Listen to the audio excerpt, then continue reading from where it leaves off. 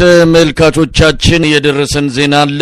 የቀድሞ የውጭ ጉዳይ ሚኒስትር አቶ ገዱ አንዳርጋቸው አሁን በስልጣን ላይ የሚገኘው አገዛዝ እንዲወገድ በሚደረጉ ትግሎች ሁሉ የበኩላቸውን ድርሻ ለመወጣት አቋማቸውን ያሳወቁበትን መግለጫ አውጥተዋል። የቀድሞ የውጭ ጉዳይ ሚኒስትር የአብይ አህመድ የብሔራዊ ደህንነት አማካሪ፣ የቀድሞ የአማራ ክልል ፕሬዝዳንት፣ የኢህአዴግና የብልጽግና ከፍተኛ አመራር አባል አቶ ገዱ አንዳርጋቸው የአብይ አህመድ አገዛዝ በአስቸኳይ ካልተወገደ ሀገሪቱ ከፍተኛ ጥፋት ይገጥማታል ሲሉ አስጠንቅቀዋል። በይፋም የአማራን ሕዝብ ይቅርታ የጠየቁት አቶ ገዱ አንዳርጋቸው የአብይ አህመድ ተሿሚ ሆነው በመስራታቸው ከፍተኛ ጸጸት እንደሚሰማቸው ገልጸዋል። በኔ ድጋፍና ትግል ጭምር ስልጣን ለመጨበጥ የበቃው አብይ አህመድ ከሁላችንም ግምት ውጪ በሰው ደም የሚጫወት አረመኔ ኢትዮጵያን በሁሉም መስክ የተናቀችና የረከሰች ሀገር ያደረገ ሀገር እንዴት እንደሚመራ የማያውቅ አቅመቢስ ክፉና በስልጣን ጥም ያበደ መሪ ሆኖ ብቅ ብሏል ብለዋል። የኢትዮጵያ ሕዝብ የለውጥ ምኞትን ዳግም ያኮላሸም ሲሉም ገልጸውታል። ይህን ሰው ለስልጣን እንዲበቃ በግሌ ላደረኩት ጥረትም በእጅጉን ተጸጽቻለሁ ብለዋል አቶ ገዱ።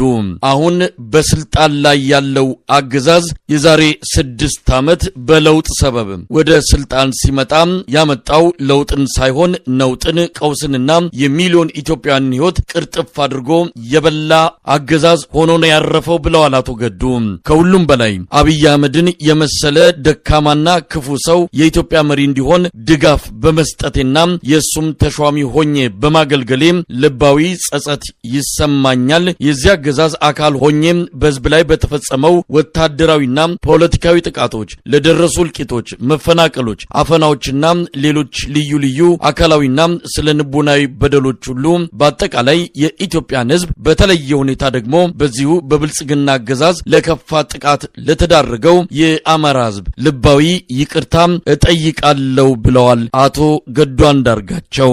ማንኛውም የመንግስት ባለስልጣንና የፖለቲካ መሪ ላጠፋቸው ጥፋቶች በማንኛውም ጊዜ ኃላፊነት መውሰድ አለበት ያሉት አቶ ገዱ አንዳርጋቸው ከዚህ አልፎ በፈጸማቸው ጥፋቶች ተጠያቂ መሆን የሚገባው ከሆነም እውነተኛ የሽግግር ጊዜ ፍትህ በሀገራችን በሚሰፍንበት ወቅት በሚመለከተኝ ጉዳይ ተጠያቂ ለመሆን ዝግጁ መሆኔን አረጋግጣለሁ ብለዋል።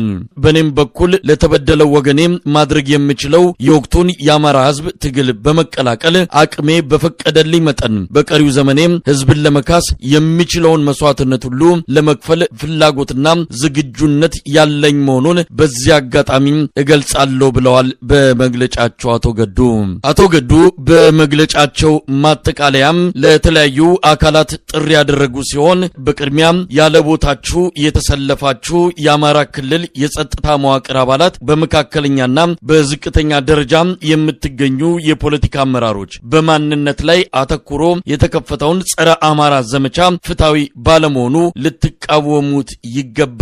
ይህ አገዛዝ ለእናንተም ምሕረት የማያደርግላችሁ መሆኑን አውቃችሁ ሰልፋችሁን በፍጥነት ከህዝባችሁ ጋር በማስተካከል ህዝባዊ ትግሉን እንድትቀላቀሉ ጥሬን አቀርባለሁ ብለዋል አቶ ገዱ። ለመከላከያ ሰራዊት ባስተላለፉት መልእክትም አብይ አህመድ ወደ ስልጣን ከመምጣቱ በፊት በቀጠናው መንግስታትና በዓለም አቀፉ ማህበረሰብ እንደ ዋነኛ የሰላምና የመረጋጋት አጋርና ምሰሶ ተደርጋ ትታይ የነበረው ኢትዮጵያ አሁን በጎረቤቶቿም ይሁን በሌሎች ዓለም አቀፍ ተቋማት የተናቀችና የረከሰች እንድትሆን ያደረጋት አብይ አህመድ በመከላከያ ሰራዊቱ ላይ ያደረሰው ውርደት ከፍተኛ በመሆኑ መከላከያ ሰራዊቱ የምትከፍለውን ከንቱ መስዋዕትነት እንዲበቃ በማድረግ ከእንግዲህ ላለቆች ባለመታዘዝ ወገንን ለመታደግና ገዢዎችን በቃኝ ለማለት እንድትችል ጥሪ አቀርባለሁ ሲሉ ለመከላከያ ሰራዊቱ መልእክት አስተላልፈዋል። ለአማራ ፋኖ አመራሮችና አባላት ባስተላለፉትም ጥሪ ከጠላት ኃይል በላይ አስቸጋሪው ጉዳይ በውስጣችሁ የሚገጥማችሁ የእርስ በርስ ሽኩቻ መሆኑን ተረድታችሁ የአማራን ህዝብ መከራና ስቃይ ለማስቆም በጋራ እንድትነሱ እጠይቃለሁ ብለዋል። በውጪ ለሚኖሩ ኢትዮጵያውያንና የአማራ ተወላጆች ባስተላለፉት ጥሪም በፋኖች መሃል ያለውን ሽኩቻ ከማባባስ ተግባር ላይ የተጠመዳችሁ በሙሉ ከዚህ ድርጊታችሁ በመቆጠብ ገንቢ አስተዋጽኦ እንድታበረክቱ እጠይቃለሁ በማለትም ተማጽኖ አቅርበዋል። የብልጽግናው መንግስት ከፍተኛ ችግር ውስጥ እንደተዘፈቀ የፓርቲው ፕሬዝዳንትና የአገሪቱ ጠቅላይ ሚኒስትር አብይ አህመድ ገለጸ። በቤተ መንግስት በተካሄደ ጥብቅ ሚስጥራዊ ስብሰባ ላይ አብይ አህመድ የወቅቱን የጸጥታ የኢኮኖሚና የዲፕሎማሲ ችግሮችን መንግስት ሊቋቋመው ከሚችለው በላይ እንደሆነበት መግለጹን ነው የአንከር ሚዲያ ምንጮች ከላኩት መረጃ ለማወቅ የተቻለው። አብይ አህመድ በጠራው ልዩና ሚስጥራዊ ስብሰባ ላይ የደህንነት ሚኒስትሩ ሬድዋን ሁሴን፣ ምክትል ጠቅላይ ሚኒስትር ተመስገን ጥሩነህ፣ ጀነራል ሹማ አብደታና ሌሎች የሪፐብሊካን ጋርድ አመራሮች የተሳተፉ ሲሆን ለጊዜው በስም ያልተጠቀሱ የሰራዊቱና የደህንነት መስሪያ ቤቱ ከፍተኛ ባለስልጣናትም እንደተገኙ ተመልክቷል። በዚሁ ስብሰባ ላይ አብይ አህመድ በውስጣችን ጠልፈው ሊጥሉን እየሰሩ ያሉ አመራሮች አሉ፣ በአጠቃላይ በብልጽግና ፓርቲ በተናጠልም በኦሮሚያ ብልጽግና ውስጥ የኔን ከስልጣን መወገድ ግብ አድርገው ሴራ የሚጎነጉኑ እንዳሉ እናውቃለን ሲል የተናገረው አብይ አህመድ ከምዕራባውያን ጋር የሚዶልቱ በሚል የከሰሳቸው የፓርቲውና ከፓርቲው ውጪ የሚገኙ አንዳንድ ሰዎች እንዲጠነቀቁ ነግረናቸዋል። ቀጣዩ ስራችን አርፈው የማይቀመጡ ከሆነ እርምጃ እንወስድባቸዋለን በማለት መግለጹንም ነው ለመረዳት የተቻለው። የምናደርጋቸው ስብሰባዎች፣ ሚስጥራዊ ውይይቶች ገና ከመቀመጫችን ሳንነሳ በጠላቶቻችን እጅ እየገቡ ነው ያለው አብይ አህመድ አንዳንዱ የተሰጠውን ኃላፊነት የማይረዳና መቋጠሪያ የሌለው፣ ሌላው ደግሞ ለጊዜው ከኛ ጋር ቢመስልም ከጠላት ጋር የሚሰራና የኛን ውድቀት የሚመኝ ነው። አንዳንዱ ደግሞ በጥቅም ተገዝቶ ለሆዱ የሚኖር ስለሆነ ሚስጥራችን እየባከነ እያዳከመን ነው ሲል በቁጣ ሆኖ ሲናገር እንደነበረ ነው የተገለጸው።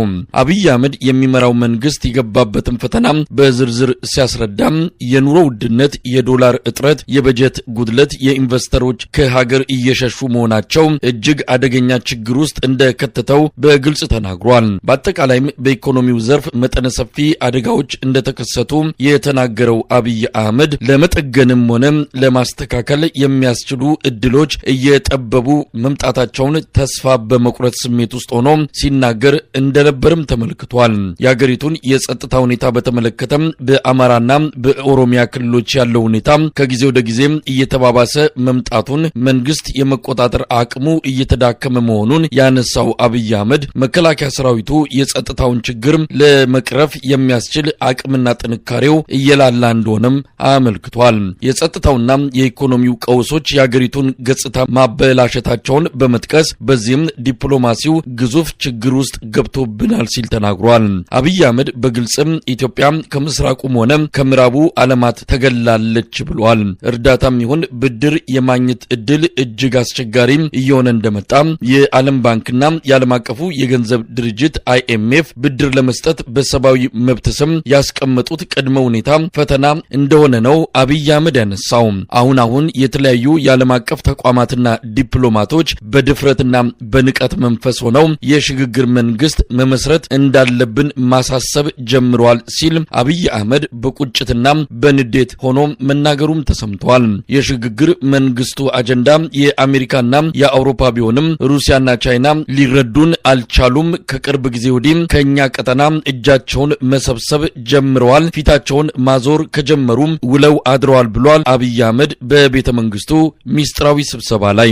እንደ ፓርቲና እንደ መንግስት እጅግ ከባድ በሆነ ፖለቲካዊ፣ ኢኮኖሚያዊና ዲፕሎማሲያዊ ፈተና ውስጥ እንገኛለን።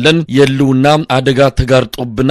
በግልጽ ተነጋግረን ጨከን ያሉ እርምጃዎችን መውሰድ ይገባናል ሲል አብይ አህመድ መድረኩን ለተሳታፊዎቹ ውይይት ክፍት ማድረጉን ነው ከምንጮች መረጃ ለማወቅ የተቻለው።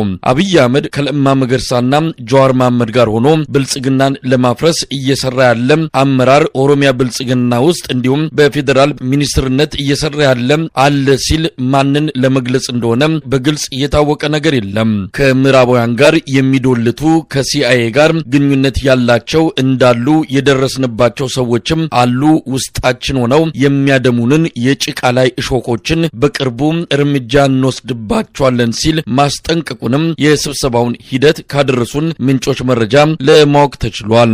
በዚህ ስብሰባ ላይ የተገኙት የደህንነትና የሚሊተሪ አመራሮች የሰራዊቱን ምልመላ በስፋት በማከናወን በተለይ በአማራ ክልል ላይ የመጨረሻውንና የማያዳግመውን ጥቃት መፈጸምና ፋኖን ማጥፋት እንዳስፈላጊነቱ በሀገር አቀፍ ደረጃ የአስቸኳይ ጊዜ አዋጅ በመደንገግ ሸኔንና ፋኖን መደምሰስ የሚሉ የውሳኔ ሐሳቦች ቀርበው ስብሰባው መጠናቀቁን ነው አንከር ሚዲያ ባገኘው መረጃ ላይ የተመለከተው።